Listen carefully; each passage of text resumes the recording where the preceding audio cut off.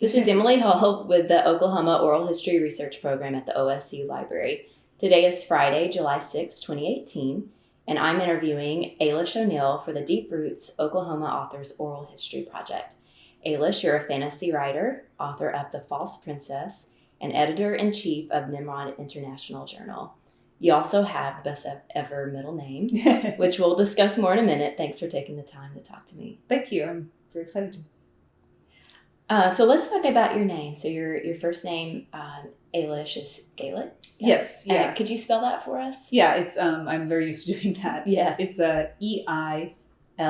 Eilis. It's an EI like an 8 and an S like in Sean. Okay. And it's basically the Irish version of Elizabeth. Mm-hmm. And Elizabeth is a family name. My great grandmother was Bess, and my mother is Helen Beth. And so my parents wanted to give me a family name, but one that was also hearkening back to the Irish ancestry on my mom's side, particularly. There's some on my dad's side too, but we know more about the history on my mom's side. Okay. How about your middle name?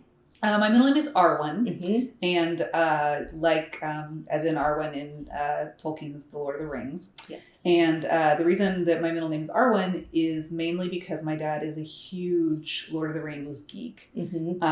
Those books were pretty much his formative books. Growing up as a high schooler and a college student, they were the thing that he just returned to over and over again. It's probably one of the reasons that, I am so interested in fantasy and became a fantasy writer myself. Mm-hmm. And so they wanted to, aside from the fact they thought it sounded nice, they wanted to kind of highlight, that love in the name. If my brother had been a girl, he was going to be Caitlin Galadriel, which would have been a little bit more of a mouthful, but he actually ended up being a boy. So he just is Ian, which also is the same thing because John is a family name. My dad's name's Johnny, Mm-hmm. and Ian is the Gaelic version of John. So, Oh, okay. So yeah, but then he actually just ended up with my mom's maiden name as his middle name, so he's Ian Murray.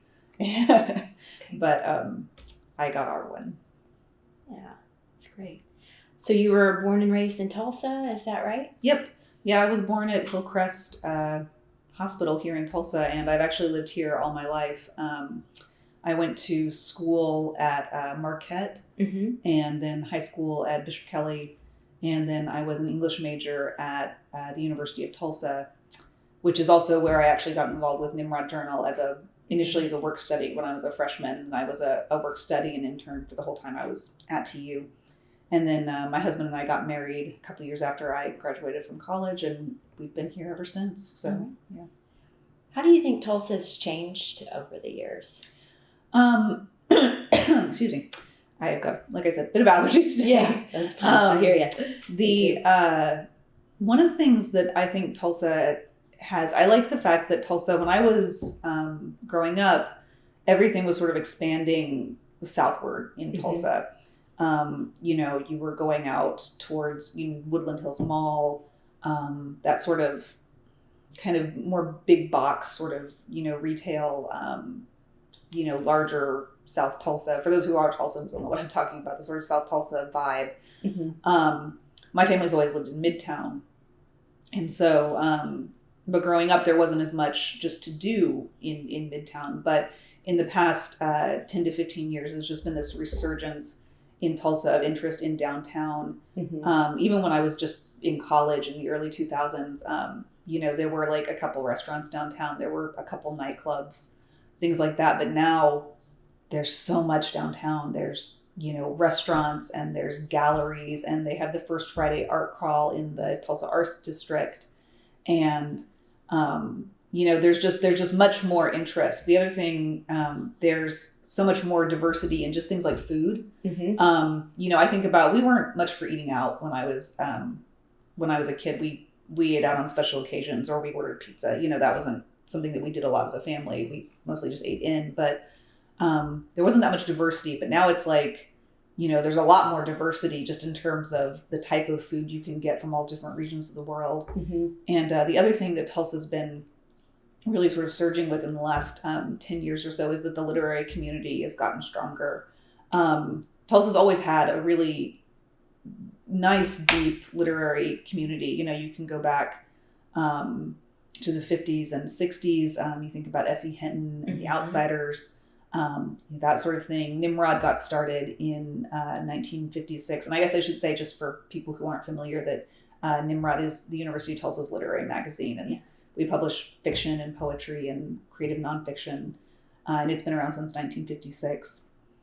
And the Tulsa Libraries also had, a strong programs for teenagers and bringing writers in, that sort of thing. But within the last 10 years, there have been a lot of organizations in town that have made literary events and literary just mingling a priority. You've got Booksmart Tulsa, the New Magic City Books. You have Tulsa Literary Coalition, the OSU Center for Poets and Writers, which is back now. We're excited about that. Yeah. It's just, I think Tulsa's always been interested in books, but it's come much more to the forefront in the past 10 years. And at least with my work with Nimrod, we've been really excited about that and glad to be a part of it and everything. So as someone who's a complete bookworm, that's nice, because I like having that many authors coming to town and people just showing their interest in books and literature like they are. So what's something about the literary community here in Tulsa that you think might surprise people? Frankly, that we have for a city, it's not like Tulsa is a small city, but on the other hand, we're not like New York or Los Angeles or Chicago. We're not some sort of city that I think that people who are outsiders just immediately think, oh, you have all of these authors. But we actually do. We have a lot of authors who are, from Tulsa, from Oklahoma, people who, have made marks on the literary landscape. You have, poets like in the 60s, the White Dove Review poets, and that went on then to New York and, made big names for themselves. Like I said, S.E. Hinton, writing, as a teenager at Will Rogers High School, that sort of thing. I think there are more people in town who are writers that are well known across the U.S. than people give us credit for. I think a lot of times people who are from farther away, they say, oh, so-and-so, that they're from Tulsa. And it's like, yeah, they're from Tulsa. So do you think there's anything about Tulsa or Oklahoma in general that inspires people's creativity in unique ways? I think Oklahoma is kind of a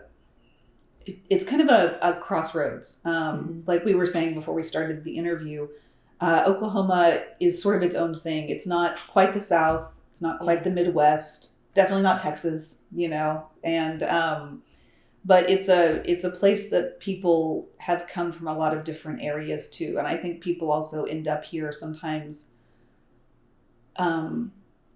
People sometimes come here thinking they're just going to stay for a few years, and then they end up falling in love and staying here. So,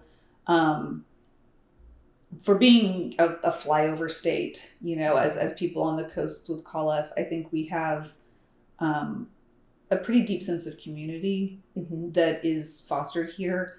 And I think there's also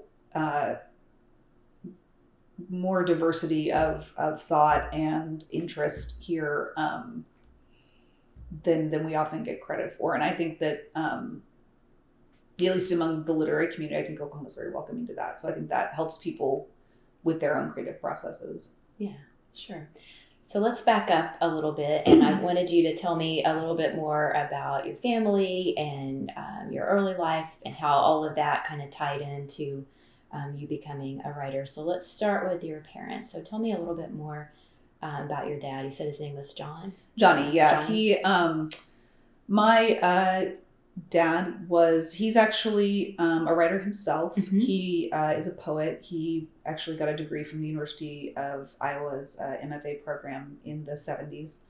And he was also born in Tulsa. He went to Will Rogers High School. And he actually went to OSU for a year. Unfortunately, he didn't like it too much there. So then he came back and went to TU, which is where he and my mom met. He was a lawyer for many years.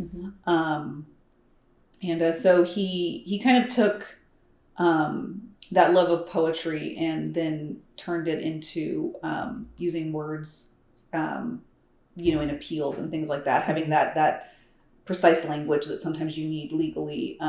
He was able to channel what made him a good poet into helping people. He was a criminal defense attorney. Okay. And so he was interested in making sure that everybody followed the law, that the cops were following the law, that, people were getting a fair shot, that sort of thing, that everybody was getting a fair version of justice. He also, big bookworm, Tolkien fan, like I said, also just fantasy in general. My mom she was born in Texas, but they moved to Tulsa when she was about 5. My grandmother, her mom, had actually grown up here, and my great-grandparents owned a grocery store. Actually, for Tulsans, they were partners with Petty's grocery store family. It was Rowan and Petty's when it first started out. So they came back here, and then my grandfather was a librarian at TU. Okay. And my mom is also a reader, but she also was, she's a biologist. So she has a lot of interest in natural, sustainable gardening, that sort of thing. And now she's actually a preschool teacher as well. So and they do lots of science curriculum in the classroom with, native plants and sustainability and that sort of thing. But they were both, one of the things that they just really instilled in me legitimately before I could even have known what was going on, was they read to me. Mm-hmm. They were reading to me before I had any concept of what a book was, before I had any, before I was, essentially sentient as a kid, when you're just a little baby. But then growing up, I was just this insane, book devourer. So, when I was a little kid, it was just always, everywhere I was, I had a book. If I went to my grandparents to stay for the night, there was a stack of 10 books that went with me. Yeah. My mom had to institute rules about how many books I could have at at bedtime. So, it was like, okay, there's only 3 books that we're reading before bed. And then eventually she had to put some addendums on that because I figured out which the stories were like the longest. And so if there were certain stories, I only got 2 because they were super, super long, because I was trying to cheat the system there and get more stories. So they just read to me constantly. And then that became the thing that I liked best as a kid. I was readier. Mm-hmm. And your brother, how do you spell his name again? It's I-A-N. Okay, Ian. And he's your younger brother? He is. Right? He's 5 years younger than I am, yeah. Okay. Did you guys like to read together? Would you read him? Or was he not then? He was, Ian is kind of a little bit of the outlier in the family. He was always, he was an extrovert where, my dad and I are introverts. My mom's kind of in between. She can kind of go either way.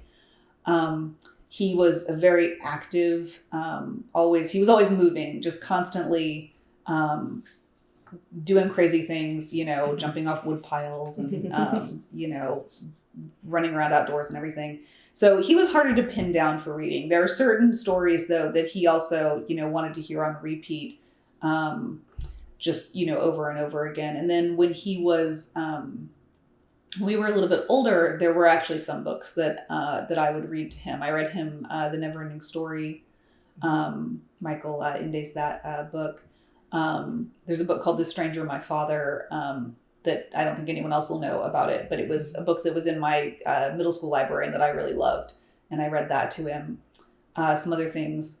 And so he was definitely exposed to the culture. He was just much more of a... doer rather than a reader. Also, he actually has a congenital eye problem, which made actual reading difficult. Although as an adult, we found more that he enjoys audiobooks much more. So yeah. So tell me a little bit more about your experiences with the Tulsa Library. So the Tulsa Library, I love the Tulsa Library system. When I was a little kid, my dad worked downtown at the Tulsa courthouse. Mm-hmm. And the central library is separated from the courthouse by just a little plaza. And so sometimes I would go down to visit my dad, and he would just take me over to the library, and I would just get to hang out in the children's department for, an hour, by myself. And this was, I was doing this when I was fairly little, but it was great because it was a safe place that I could just hang out, and I felt like I was being allowed to do something on my own, and he knew that he could come back in an hour and get me, and I would be happily there, hanging out with all the books. And then as I became older, there were several libraries around town that were just places that we went that I just really loved to go to. The East 2nd Street Library, which sadly doesn't exist anymore. They moved it to Kendall Whittier, which is now actually my kind of home-based library. Mm-hmm. And there was also a library on 21st Street. I think it's a dentist now, that building is. They did some kind of consolidating and updating of buildings at the Tulsa libraries. But just being able to be in the libraries and, look at all the books, get whatever I wanted, this was always really empowering to me. It was something that, it was like a candy store. It was just, I could do whatever I wanted there. And then as I got older, when I was in 5th grade, my teacher, she did a project with us. There's a book called The Mysteries of Harris Burdick that is a book by, it's a picture book by Chris Van Allsburg, who, did like Jumanji and all those sorts of things. But it's a book that has, and actually I suppose I could have gotten it out, but it's a picture book, and it has beautiful pictures, and then they have one line that go along with them. And the conceit of the book is that this was a packet that was discovered in an attic, and that they had the pictures and they had one line from the story, but the stories were missing. This was all that they could find of it. And so my 5th grade teacher said we all had to pick a picture and a line and the line that went with it, and then we would write a story to go around it.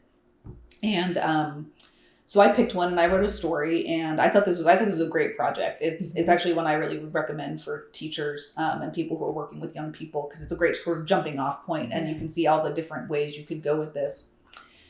And then after that was finished, the librarian at my school and my 5th grade teacher told me about, they said, hey, the library has this writing contest for teenagers from, people like 10 to 18, different categories. So you have the younger kids and kind of the middle kids and the older kids all grouped together. And they said, you should enter the story in this contest.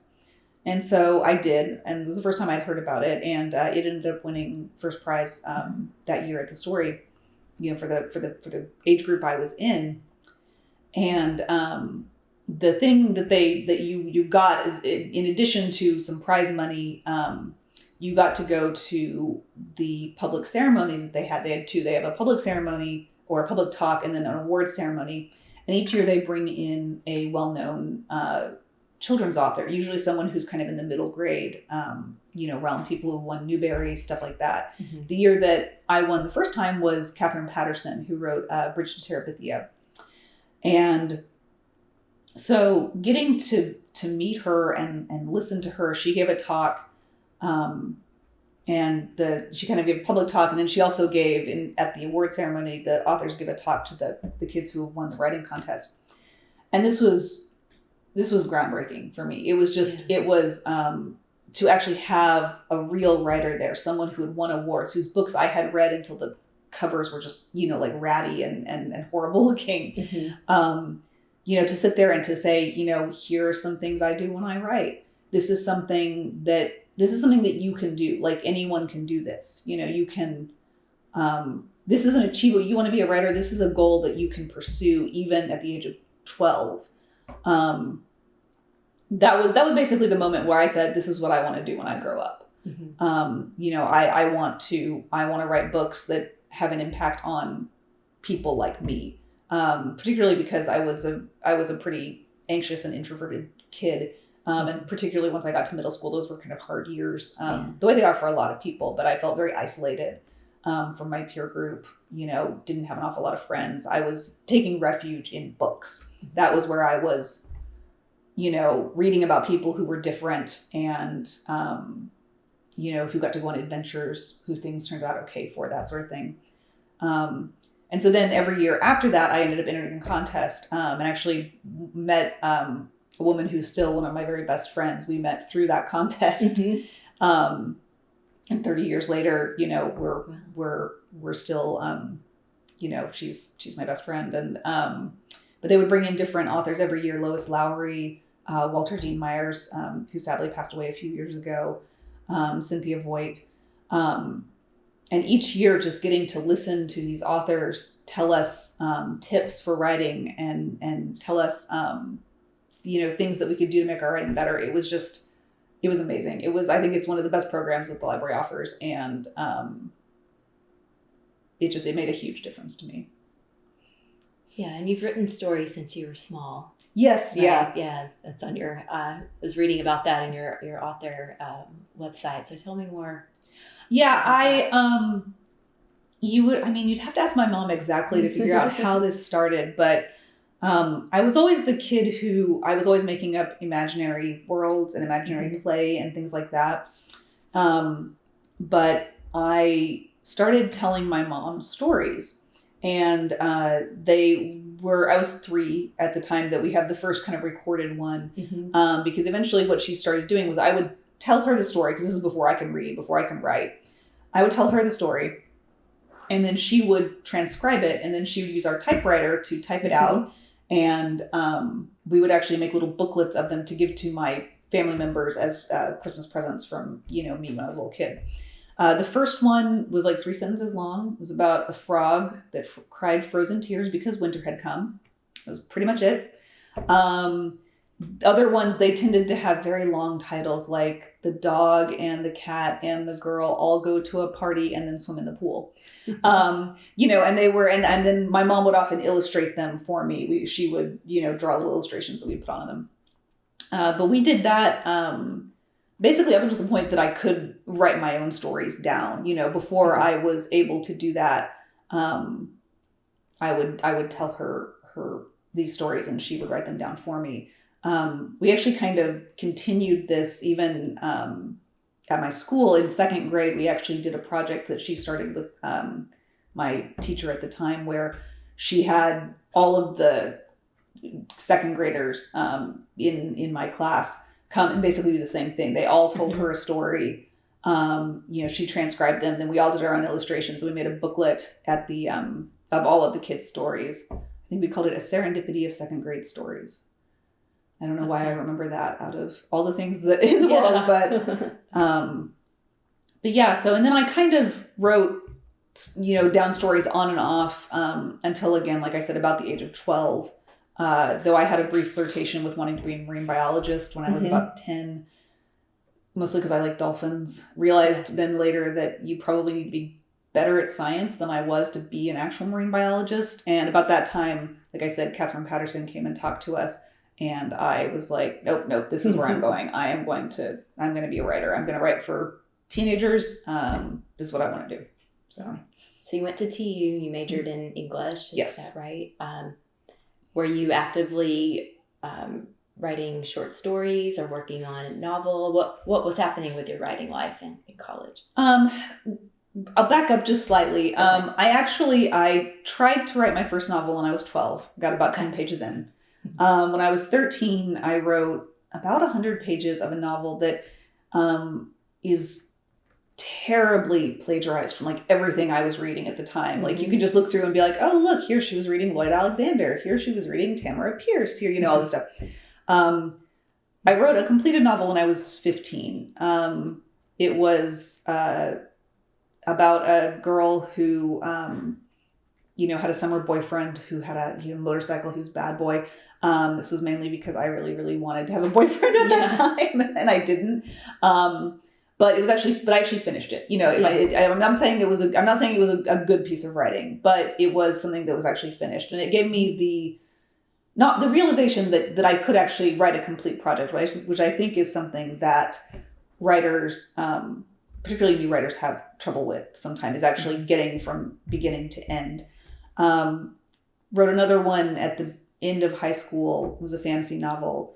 Wrote one during college, also completed. Tried a little bit to find an agent for that one, but all of these that I'm mentioning were, it was good that I wrote them because they let me practice and they showed me that I could finish projects, but they will never see the light of day because they were just, they were kind of early efforts. But yeah, during college I was taking creative writing classes, all that sort of thing.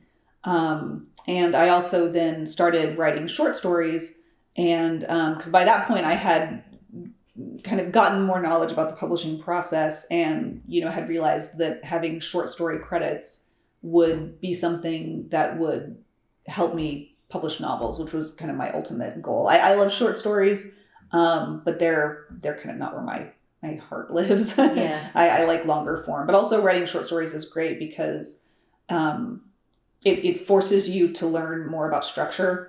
With novels, you can go completely loosey-goosey and you can get kind of lost in the weeds, but short stories just force you to keep everything compact and only put in what's important and that sort of thing. So yes, that was kind of what I was doing in college.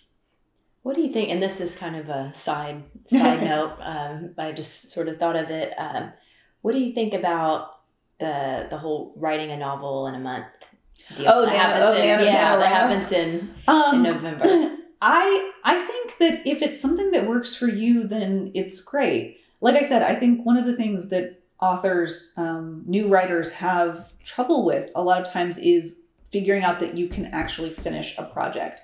It can be very easy to get bogged down, in the middle where you're not quite sure what's going to happen, and then just being kind of throwing up your hands and being like, I'll just start something else.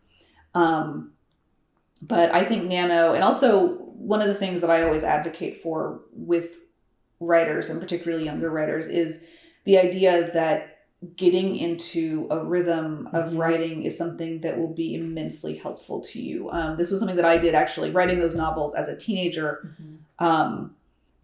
It made me realize that I couldn't just wait for inspiration to strike. If you sit around waiting to have those magic days where you just feel amazing and you're just, typing out 5,000 words in a day, which, they do happen and they're great. They feel so good when they happen.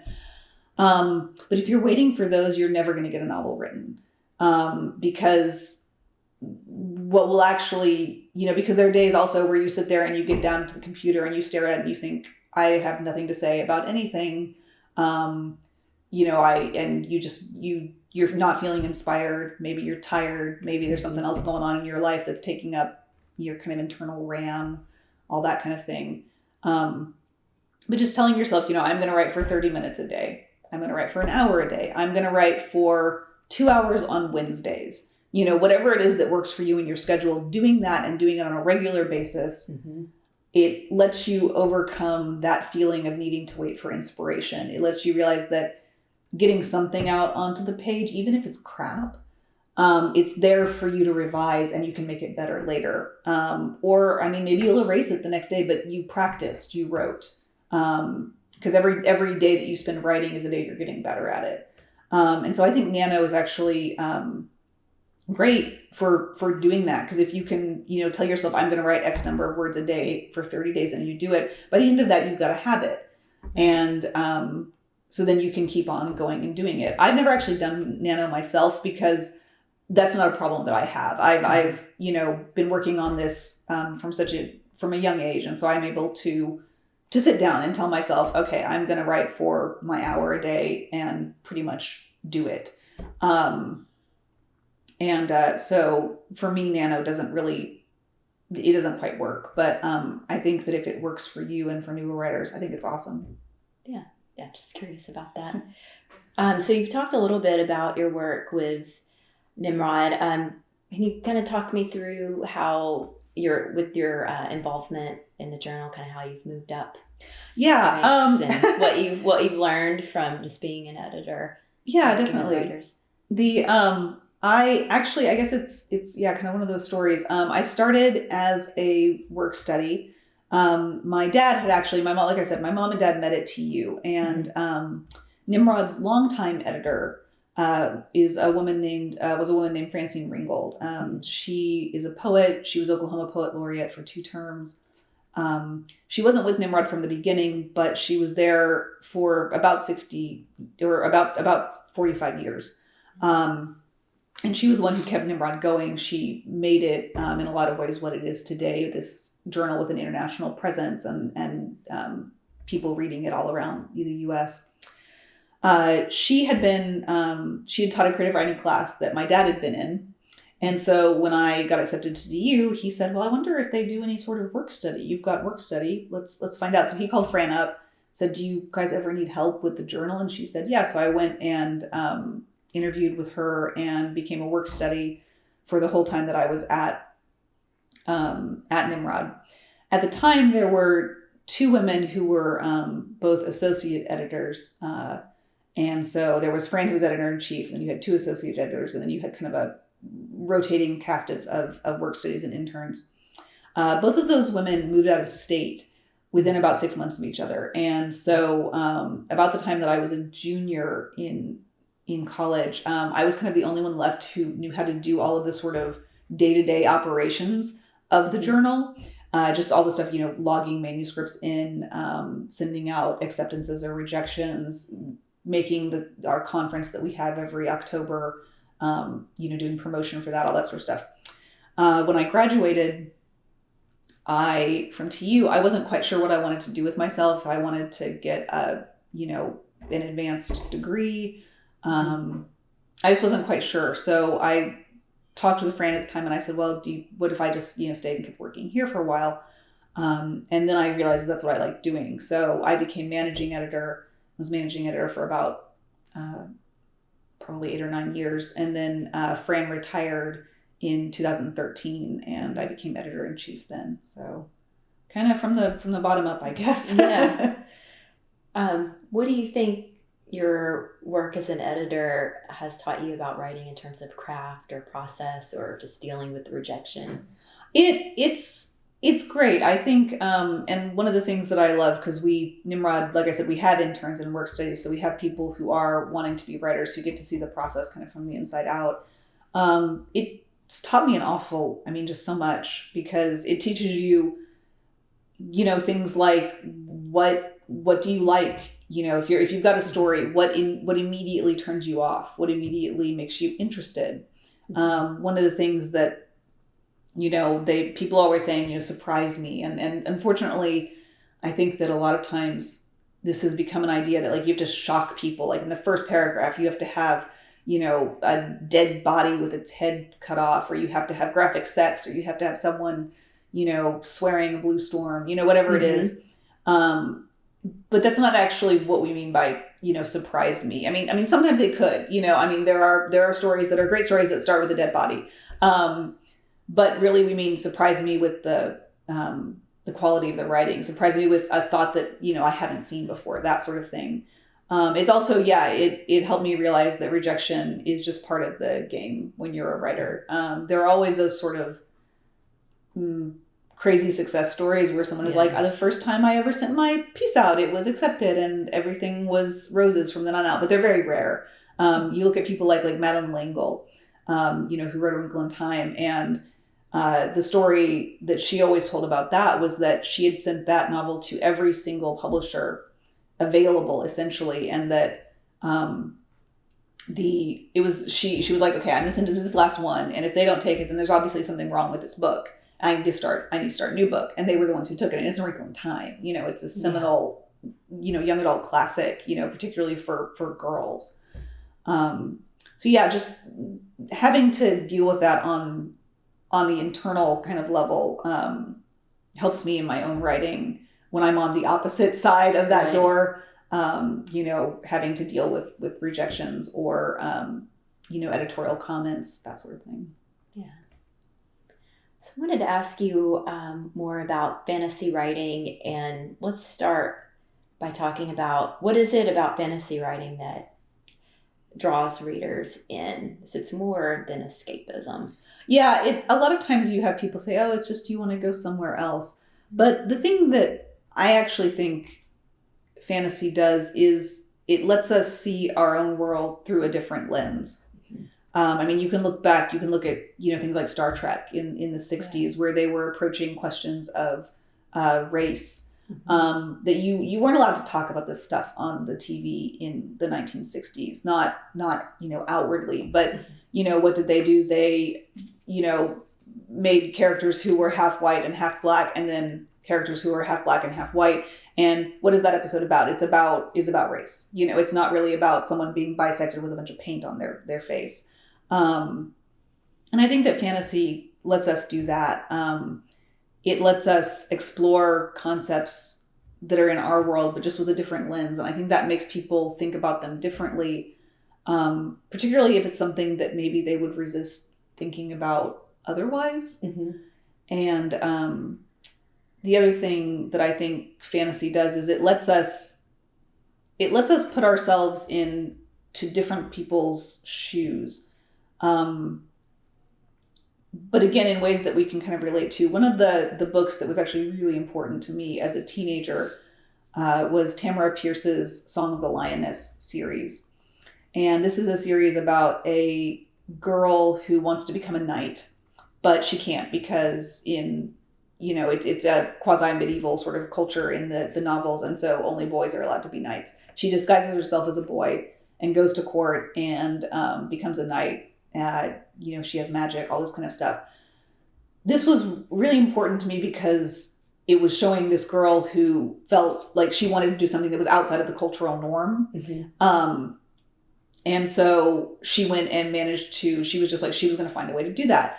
And it's not that you can't have those kind of stories in contemporary, literature, but for me in fantasy literature, a lot of times that's going to pull in particularly young readers in a different way than just completely realistic fiction is going to, if that makes sense. Yeah, it definitely does. That's kind of the perfect segue to my next question. So your novel, The False Princess, and it turns the typical princess story on its head. Could you tell us a little bit about the premise? Yeah, so The False Princess is about a young woman who has grown up believing that she is the princess of a country. On her 16th birthday, or shortly thereafter, she is informed by the king and queen, who she's always believed to be her parents, that she's not actually the real princess. When the real princess was born, there was a prophecy that she would die before her 16th birthday. So they hid the princess away and they got a stand-in, just a common girl, and they raised her as the princess so that essentially if that happened, she would be the one to die instead of the real princess. Her 16th birthday has passed, so they feel that the prophecy hasn't been fulfilled and that it's now safe to bring the real princess back. And they kind of give Cinda, who is the main character, mm-hmm. Basically a thanks and go on out the door. So she is forced out into a world where she doesn't know who she is. I mean, quite literally, she has a different name than she thought she had. She has no place. She has to figure out who am I and what am I going to do in this world? Because it's an adventure novel for teenagers. She then ends up discovering a plot against the throne that she's one of the only people who knows about, and she has to essentially save the kingdom. Even from a much lower place, socially than she had originally thought she was going to be. But with False Princess, basically the idea kind of came to me because I love fairy tales. Mm-hmm. My mom used to read me fairy tales a lot when I was a little kid. We had a book called 50 Famous Fairy Tales. Bluebeard scared the bejesus out of me. Mm-hmm. Did not like that fairy tale. When we got to that one, I was like, we're not reading this one again. This one was too scary. But in fairy tales, the typical trope is that the girl is raised in obscurity, in the forest, maybe with some fairy godparents. She has no idea who she is. And then when she turns 16, she's told, oh, you are the princess. And this sounds amazing, right? Because this would be like, everyone would like that if you came up and told someone that. But I thought, well, what would happen if the opposite happened? That would be horrifying, to learn that you're not who you thought you were. And so that was the initial seed of the idea. And I just kind of, took that premise, and then I was like, what would happen afterward, Yeah, and just the themes that you're able to explore in The False Princess, and I think in some of your other short stories too. I'm thinking of The Wizard's Calico Daughter, just these themes of knowing or accepting oneself, being enough, resilience, and what that might look like. So I'm wondering, in what ways, and I think we've kind of talked about this, but maybe we could talk a little bit more about magic and how that plays into it. In what ways does having characters exist in the fantasy realm help them access their very human powers? So one of the things that I particularly wanted to do in False Princess was I wanted to have a female character who was strong, but not necessarily in the ways that sometimes we think of when we think of strong female characters. A lot of times that means people, when you say strong female characters, people think of Buffy. They think of Katniss. They think of people who are legitimately like physically strong, in addition to having willpower and to being, strong, in their personalities. One of the things that I think gets lost a little bit, even though I love those kind of characters. I'm a huge Hunger Games fan, huge Buffy fan. But I think it gets lost in the idea that there are different types of strength, particularly for female characters. And with Cinda, I wanted someone who was a little more traditionally feminine. She wears dresses. She doesn't wear pants. She doesn't know how to fight with a sword. What she has her determination. And as it turns out in the novel, she has the power of magic that she didn't know she had when she was the princess. So for her, this developing magical power, is literally, kind of a part of the theme of her discovering who she is and being able to use her power, and being able to figure out that she does have powers that she didn't know that she had, things that were not there, when she was a princess. They're things that she can do now, things that are inside of her, basically, her sense of justice, her sense of determination. All of these things get embodied in a way in the fact that she has magical powers that she needs to learn how to access. It also is a little bit of a double-edged sword because these powers are kind of dangerous. Yeah. She has to learn how to control them and to use them, wisely, which I think is something that we all have to do. Because the sort of the flip side of determination is just like sheer stubbornness. But sometimes, particularly when you're a teenager, you don't know where that line is. What is like the kind of determination that you want to have, and what is just being stubborn for no reason. That sort of thing. Yeah, and she was also a girl who just seemed to be generally talented in a lot of ways. She was smart. She was a quick learner.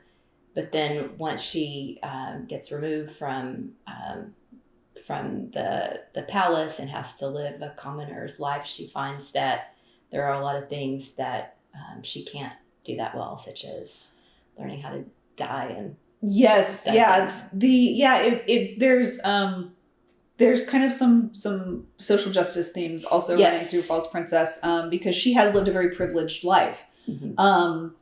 And she's somebody who she's not super stuck up. She's not someone who's being terrible to the servants. She's in general a nice person, but she doesn't really have any concept of how, and since this is again kind of a quasi medieval setting, she doesn't have any idea how common people live, people who are not royal, people who are not part of the gentry.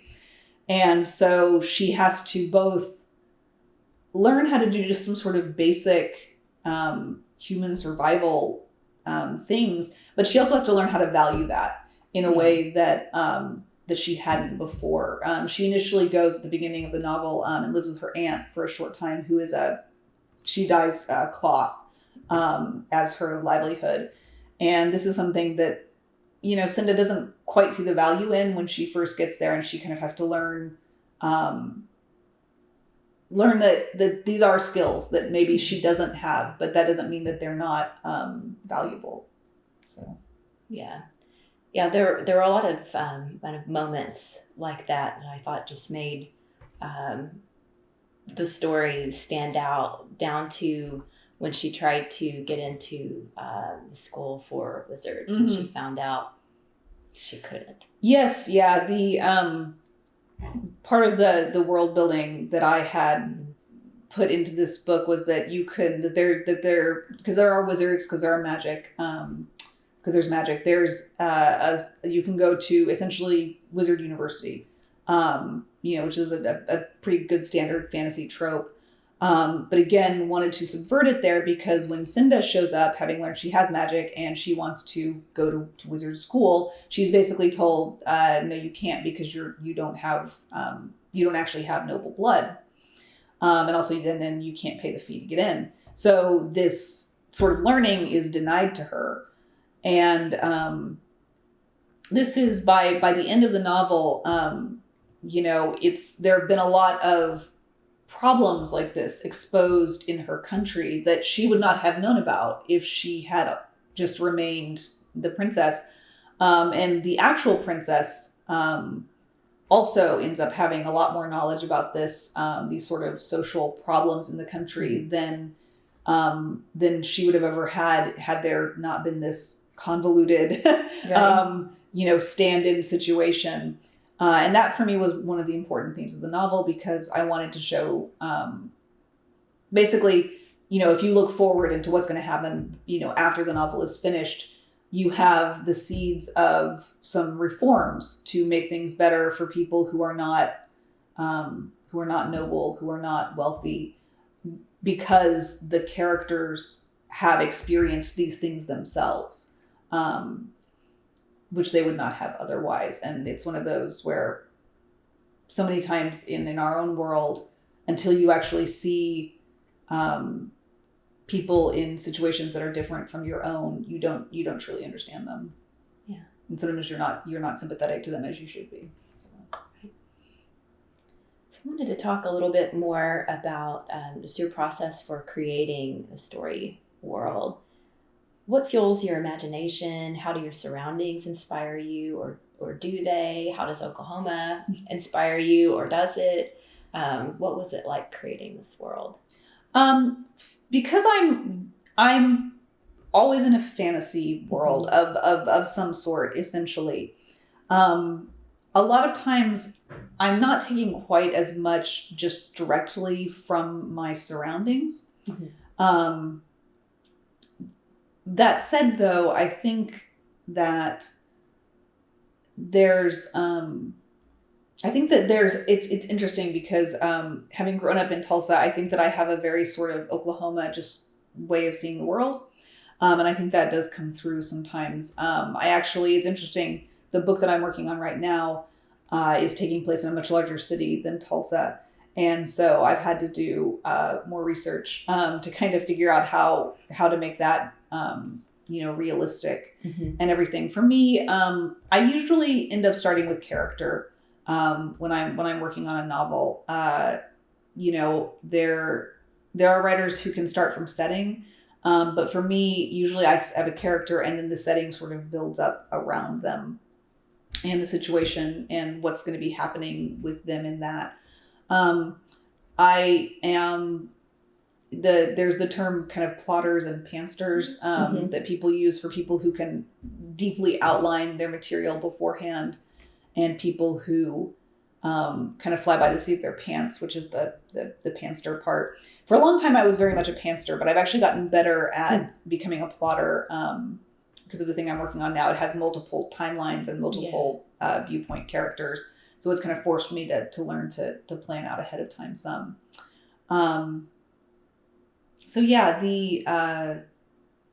I don't think I would ever rule out writing a book that had more to do just, specifically with Oklahoma. Right now, I haven't done it yet. Yeah, well, that's fine.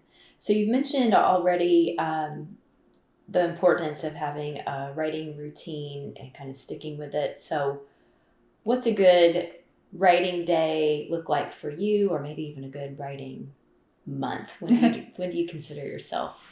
So my routine, the thing that works best for me is essentially to try to write for about an hour in the mornings before I go to work. For me, my brain has to be pretty clear to be able to get into the writing. And if I've already filled it up with the stuff of Nimrod and just normal life and, all of that sort of stuff, I have a hard time getting into the space where I need to write. So, and usually I try to work Monday through Friday, like I said, for about an hour a morning, which usually, nets me probably 5 to 10 pages, depending on how well I'm moving that day. I give myself the weekends off just because for me, writing is a job, and I think with jobs you need that time to decompress. So usually with a novel, I go through and I write a first draft pretty much just straight through.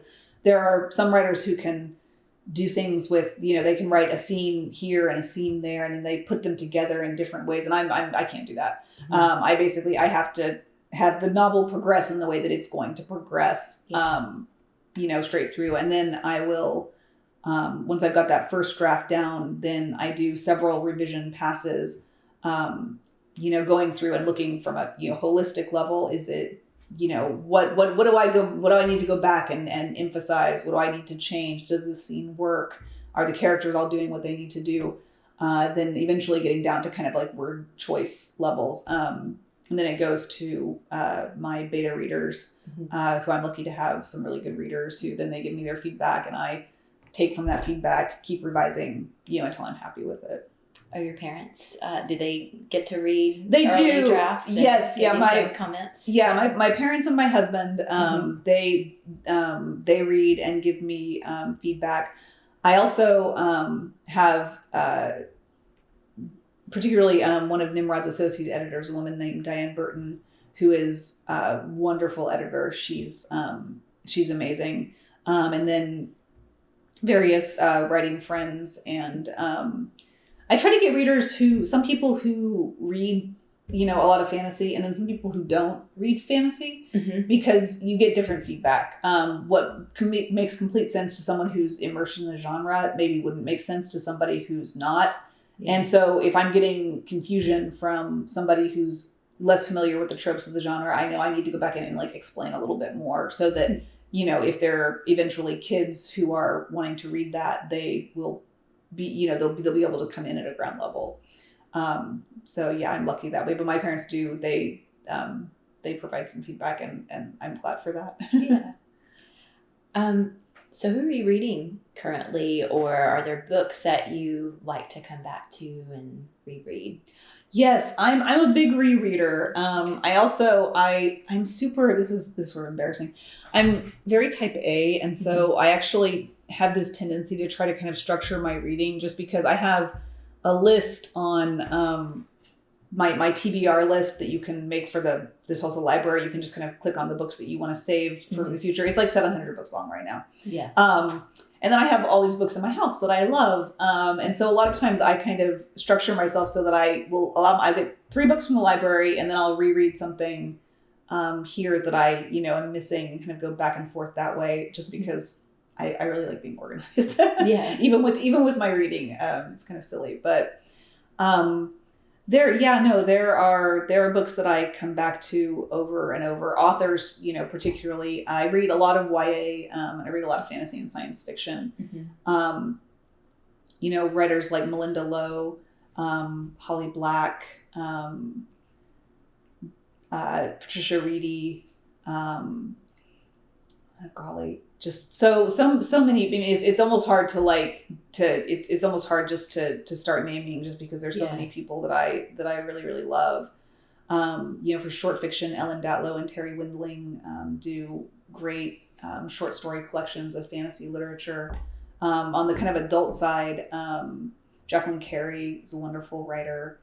Trying to look around and see Robin Hobb for fantasy. Like who can I see from right here? Patricia McKillip, Peter Beagle. The Last Unicorn was I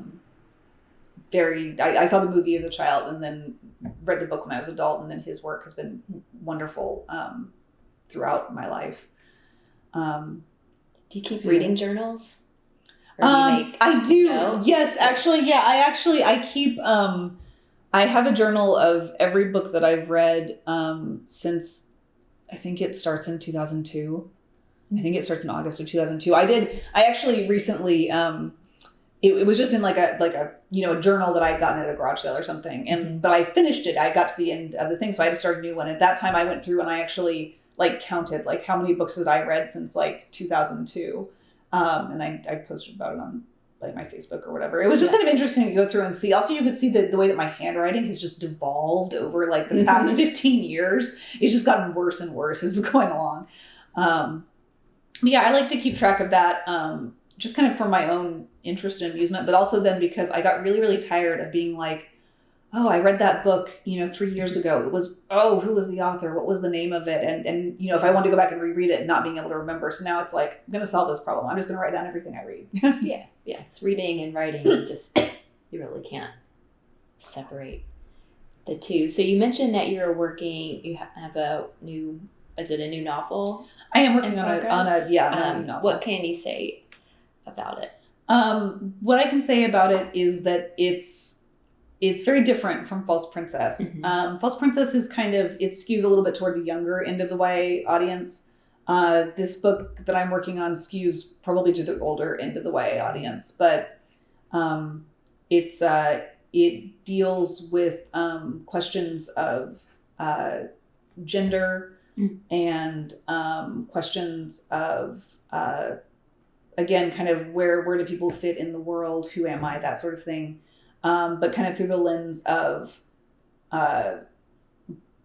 possession, and it has some timeline hopping, things like that. I'm in about the third act of it right now for the first draft of it, so I'm hoping to get that finished up soon and get it together and hopefully find a home for it. All right. So how can we encourage writers and artists to stay and create in Oklahoma or to return if they've left? I think partially it's kind of what we're doing. Things like this project and things like I was talking about earlier with the Tulsa literary community being more vibrant. I think that even though writers are introverts, I think that they like to have a community. And it's great now because you can have an online community. You can have writer friends who live in California or in New York or in India. You can have writer friends all over the place. But I still also think that having a community that obviously values and encourages literature, I think that's something that writers also value. So having cities like Tulsa, where there is a lot going on in the literary world, I think that's encouraging. I also, frankly, think that that having our education system be strong is something that's important.